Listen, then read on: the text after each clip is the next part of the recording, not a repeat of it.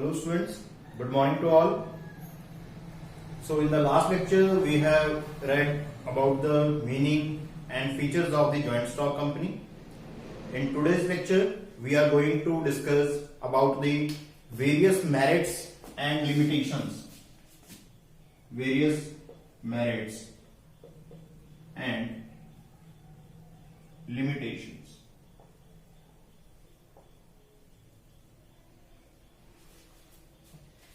हाँ जी students, as I have told you earlier कि हर सिक्के के दो पहलू होते हैं. In every form I have told you about the merits as well as demerits कि अगर किसी चीज के कोई फायदे हैं या मेरिट्स हैं तो उसकी कुछ ना कुछ शॉर्टकमिंग या लिमिटेशन भी रहती हैं.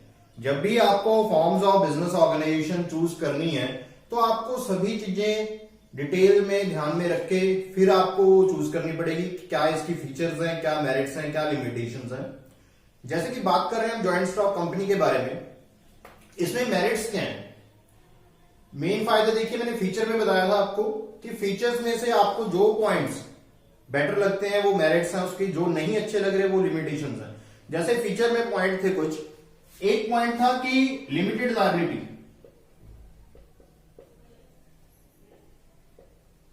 लिमिटेड लायबिलिटी ये इसका सबसे बड़ा फीचर था और मेरिट भी है कि अगर कंपनी को लॉस ज्यादा भी हो जाते हैं तो भी मेंबर की लायबिलिटी क्या है, लिमिटेड है अप टू हिज शेयर. मैंने एग्जांपल दी थी कि सपोज एक पर्सन ने कंपनी में शेयर खरीदे हैं 2000 और 10 रुपीज का शेयर है. जैसे मैंने अपनी एग्जांपल ली थी कि 2000 शेयर मैंने परचेज कर लिए, 10 रुपीज का शेयर है, मैंने 7 ऑलरेडी पे कर दिया. इट मीन 14,000 मैं पे कर चुका हूं, 16,000 अनपेड है, ये मेरे ऑलरेडी पेड है. तो मेरी मैक्सिमम लायबिलिटी क्या है? जो अनपेड अमाउंट है बस वो मेरी पर्सनल एसेट, वो नहीं मांग सकते चाहे कुछ हो जाए. मेरी मैक्सिमम लायबिलिटी क्या रहेगी? जो मेरी अनपेड अमाउंट है ऑन शेयर्स, बस. तो ये थी first merit, that is limited liability. Second merit की अगर बात करें तो एक मेरिट पॉइंट मैंने लास्ट में बताया था आपको, ट्रांसफरेबिलिटी ऑफ शेयर्स.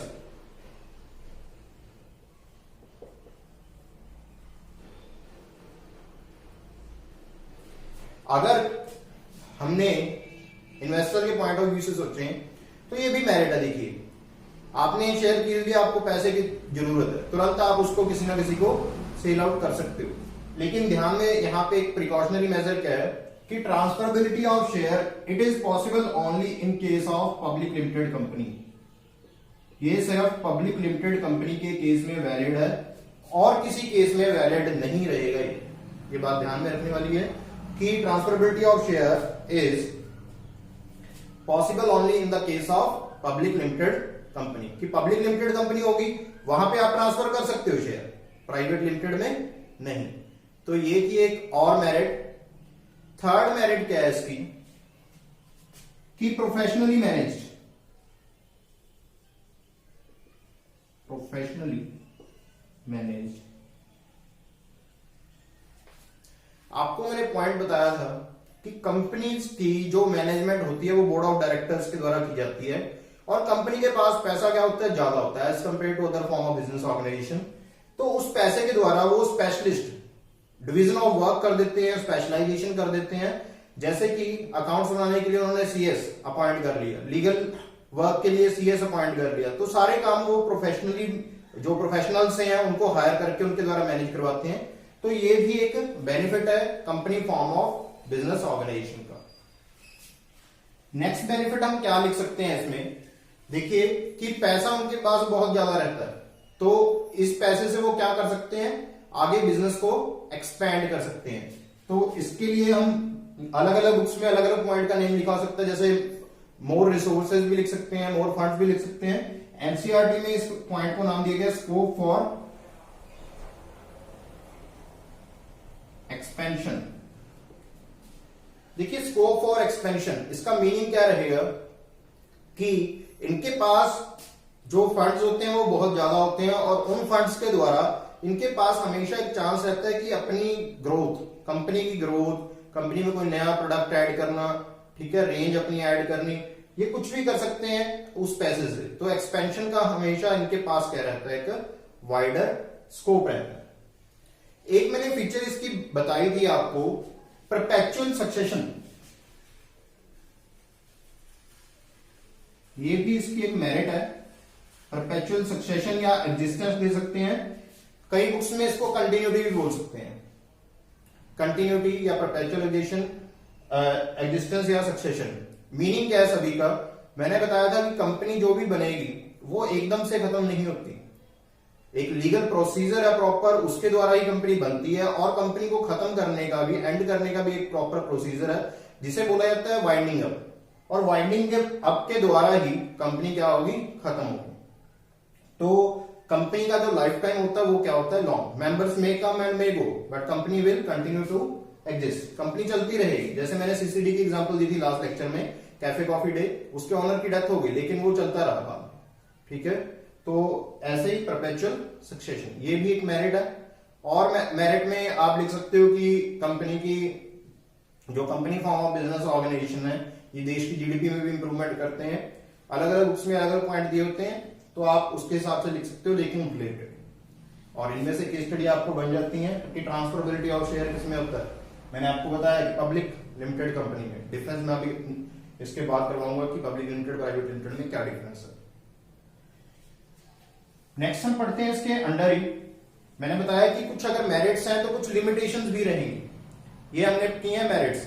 अब लिमिटेशंस की बात करें कि company form of business organisation में मेन लिमिटेशंस क्या है, कुछ कमियां हैं, वो क्या क्या कमी है। फर्स्ट है जो, देखिए ये भी मैं फीचर्स में से बात कर सकता हूं या मीनिंग में से। मैंने आपको बताया था कि separation of ownership and management रहता है। ऑनर अलग है तो, और जो मैनेजर है वो अलग है, तो इसे बोला जाता है ऑलिगार्किक मैनेजमेंट। ऑलिगार्किक मैनेजमेंट, इसका मीनिंग समझिए क्या है। कहने को कंपनी डेमोक्रेटिक है कि board of directors will work as representative of the shareholder, कि शेयर होल्डर मालिकों के रिप्रेजेंटेटिव है वो, लेकिन कंपनी के जो शेयर होल्डर हैं वो पूरी इंडिया में फैले हुए हैं। बहुत ज्यादा शेयर होल्डर होते हैं जिनके पास स्मॉल होल्डिंग्स होती हैं, तो वो कंपनी की डे टू डे रूटीन में नहीं पार्टिसिपेट कर सकते। उनके लिए फिर क्या होता है, बोर्ड ऑफ डायरेक्टर्स के पास ही पावर रहती है। जो पावर है that is vested in the few hands only. इसी को बोला जाता है कि ऑलिगार्की। कहने को वो डेमोक्रेटिक है लेकिन असल में उसकी पिक्चर क्या है, मैनेज किसके द्वारा किया जाता है वो, और जो बोर्ड ऑफ डायरेक्टर्स है, इसे बोला जाता है ऑलिगार्किक मैनेजमेंट। कि मैनेजमेंट वैसे बोलने को कर रहे हैं बोर्ड ऑफ डायरेक्टर्स, लेकिन जो असल में हो रही है वो किसके द्वारा हो रही है, कर रहे हैं शेयर होल्डर्स के द्वारा, बोर्ड ऑफ डायरेक्टर, लेकिन असल में पावर्स बोर्ड ऑफ डायरेक्टर्स के पास ही है और मिसयूज भी हो सकता है। एक पॉइंट है conflict of interest. Conflict of interest, देखिए वेरियस स्टेक होल्डर्स होते हैं किसी भी बिजनेस में। स्टेक होल्डर का मीनिंग सुन लीजिए पहले कि स्टेक होल्डर्स क्या होते हैं, जिनका इंटरेस्ट है कंपनी में। वेरियस ग्रुप्स जिनका कंपनी में इंटरेस्ट है। देखिए हर कंपनी में ओनर्स का भी इंटरेस्ट रहेगा, एम्प्लॉइज का भी रहेगा, गवर्नमेंट का भी रहेगा, बैंक्स का भी रहेगा। सभी स्टेक होल्डर है, उनमें कॉन्फ्लिक्ट आ सकता है। वो कैसे, देखिए एक तो स्टेक होल्डर्स, हर स्टेक होल्डर अपना चाहता है। एम्प्लॉइज क्या चाहते हैं, ज्यादा सैलरी कम काम। ओनर क्या चाहते हैं, शेयर होल्डर डिविडेंड। डायरेक्टर्स क्या चाहते हैं कि उन्हें ज्यादा से ज्यादा सैलरी मिले। और गवर्नमेंट क्या चाहती है, टैक्सेशन। तो कई बार उनके बीच में क्या जाता है, कॉन्फ्लिक्ट, डिफरेंसेस ऑफ ओपिनियन आ जाते हैं और कॉन्फ्लिक्ट अराइज हो जाता है। इसके बाद जो नेक्स्ट पॉइंट हम करेंगे वो है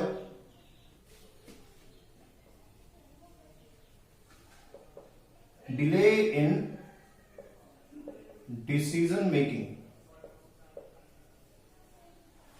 डिले इन डिसीजन मेकिंग, देखिए आपको पता है कि कंपनी फॉर्म में एक हिरार्की फॉलो होती है, top management, middle management, lower management. Decision although लिए जाएंगे बोर्ड ऑफ डायरेक्टर्स के द्वारा, लेकिन शेयर होल्डर से रेजोल्यूशन पास करवाना है, एजीएम होनी है, और जो भी डिसीजन लिए जाने हैं वो एक प्रॉपर हिरार्की में जाएंगे। तो कई बार इंपॉर्टेंट डिसीजन लेने में क्या हो जाता है, अननेसेसरी डिले हो जाता है, देरी हो जाती है। एक पॉइंट इसकी लिमिटेशन है, numerous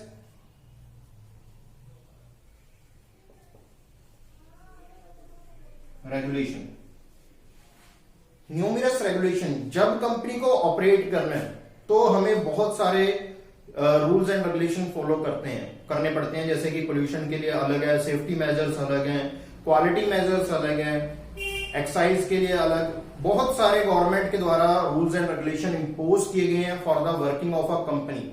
so to follow all these rules and regulation is very typical task for a company. तो ये भी एक लिमिटेशन है जो कि company form of business organisation में हमें फेस करनी पड़ती है। एक है फॉर्मेशन इज डिफिकल्ट, या फिर यहां पे लिख सकते हो कि आपको फॉर्मेशन में लीगल डॉक्यूमेंट्स बहुत सारे प्रोड्यूस करने पड़ते हैं। आपको एक फुल फ्लेज चैप्टर दिया गया अलग से फॉर्मेशन ऑफ कंपनी का, उसमें मैं डिटेल में बताऊंगा कि क्या प्रोसेस है कंपनी को फॉर्मेट करने की, कौन कौन से आपको डॉक्यूमेंट्स हैं, कौन कौन से प्रॉस्पेक्टस वगैरह आपको अटैच करने पड़ते हैं। तो बहुत ही एक टेडियस प्रोसेस है जिसमें कि आपको एमओए, एओए, प्रॉस्पेक्टस और बहुत सारी एप्लीकेशंस आपको फाइल करनी पड़ती हैं, लीगल डॉक्यूमेंट्स बहुत ज्यादा बनाने पड़ते हैं। तो ये भी एक इसकी लिमिटेशन है कि फॉर्मेशन इसकी इतनी इजी नहीं रहती as compare to the other forms of business organisation. एक पॉइंट है लैक ऑफ सीक्रेसी। देखिए लैक ऑफ सीक्रेसी का क्या मतलब है, यहां पे हर जो भी आपको डिसीजन लेना है वो तो पब्लिश करने ही पड़ते हैं। कंपनी को अपने अकाउंट्स जो भी हैं, अपने मेन डॉक्यूमेंट है, जो कंपनी की इंफॉर्मेशन है, वो सारी एक रजिस्ट्रार होता है कंपनी का जो कंपनी की इंफॉर्मेशन रखता है, उसके पास लेके आनी पड़ती है वो सारी इंफॉर्मेशन। और वो इंफॉर्मेशन रजिस्ट्रार है अपने ऑफिस में रखता है और वो जनरल पब्लिक के लिए ओपन होती है। कोई भी कंपनी के साथ कोई भी डील करना चाहता है उसके ऑफिस में जाके by paying a nominal amount of fee he or she may check that information, कि इंफॉर्मेशन को गो थ्रू कर सकते हैं। इससे क्या है, कंपनी की सीक्रेसी सारी खत्म हो जाती है और कंपनी की जो मेन सारे काम है वो जनरल पब्लिक के लिए ओपन हो जाती है। एक पॉइंट है इसमें इम्पर्सनल वर्क एनवायरमेंट। देखिए बिजनेस किसका, ये शेयर होल्डर है, पैसा शेयर होल्डर का लगा हुआ है, लेकिन क्योंकि कंपनीज बहुत बड़ी ऑर्गेनाइजेशन होती हैं, ना तो डेली की डेली जो ऑनर्स हैं वो अपने बोर्ड ऑफ डायरेक्टर से बात कर सकते हैं, ना डायरेक्ट टच होता है कभी भी कस्टमर का ऑनर्स के साथ, सब काम जो हो रहे हैं थर्ड पार्टीज के द्वारा, ठीक है। तो इम्पर्सनल वर्क एनवायरमेंट रहता है, वहां पे कोई किसी को नहीं जानने वाला कि ऑनर कौन है, ऑनर कभी कभी आ रहा है या फिर बोर्ड ऑफ डायरेक्टर्स ऑनर से नहीं मिल रहे हैं, कस्टमर सीधा नहीं मिल रहे हैं ऑनर से, वो सारा थर्ड पार्टी काम चलता है। तो इसीलिए यहाँ वहां पे एक और लिमिटेशन हमें फेस करनी पड़ती है जिसे बोला जाता है इम्पर्सनल वर्क एनवायरमेंट। अलग अलग बुक्स में कुछ और पॉइंट दिए जा सकते हैं, जैसे कि रेड टेपिज्म आ जाता है कि ज्यादा कागजी कार्रवाई होती है, इनमें हिरार्की में एक फॉलो होती है, या फिर अनड्यू वर्क होता है, ठीक है। रूल्स एंड रेगुलेशन के बारे में पहले ही बता चुका हूं कि ज्यादा रूल्स एंड रेगुलेशन होते हैं, ज्यादा फॉर्मेलिटीज होती हैं कंपनीज के केस में।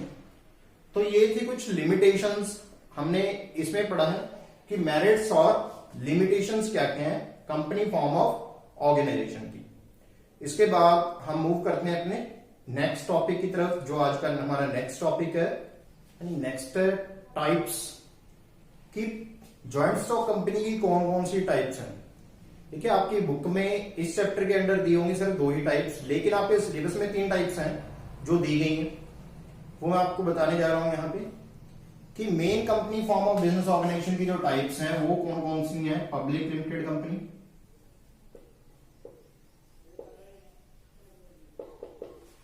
एक है प्राइवेट लिमिटेड कंपनी,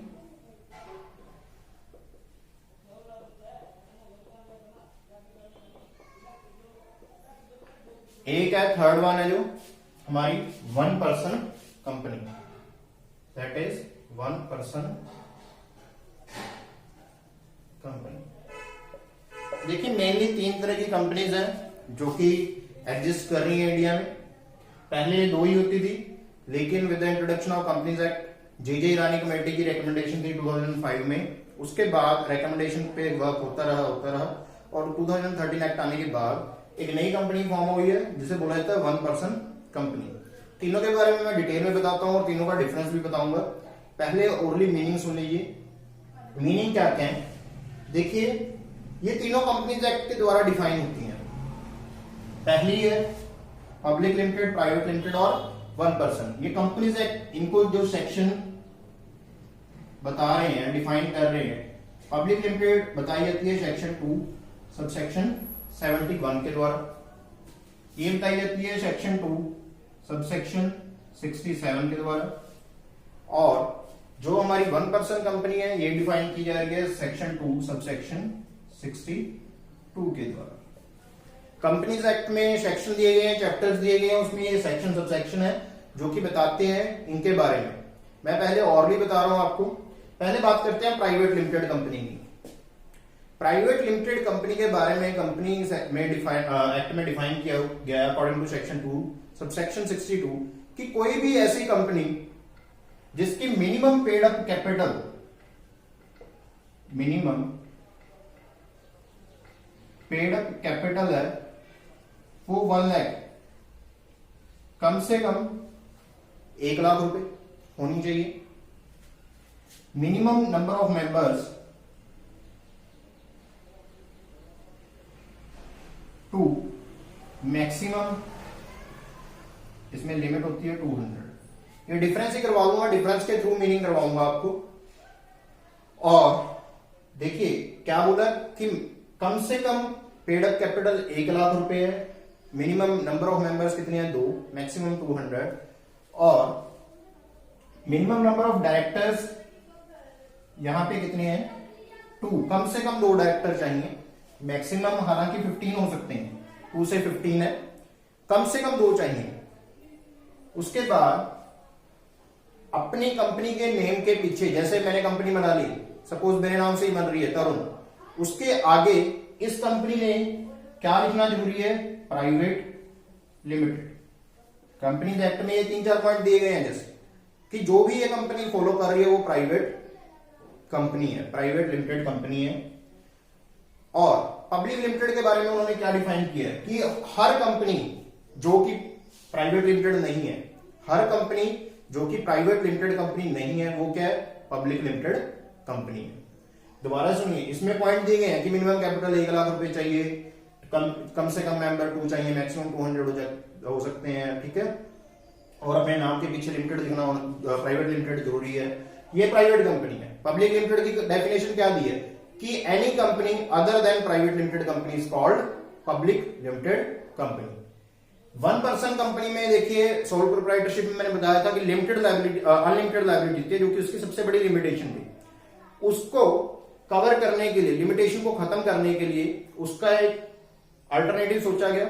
जे ईरानी कंपनी ने काफी टाइम से रेकमेंड किया था 2005 से, उसके बाद कंपनीज एक्ट आया 2013, और उसके बाद सेक्शन 2 सबसेक्शन 62 में 1 पर्सन कंपनी का जो प्रोविजन है वो लेके आया गया। इसमें कहा क्या गया, कोई भी कंपनी जो कि सिंगल मेंबर के द्वारा, ओनली 1 मेंबर,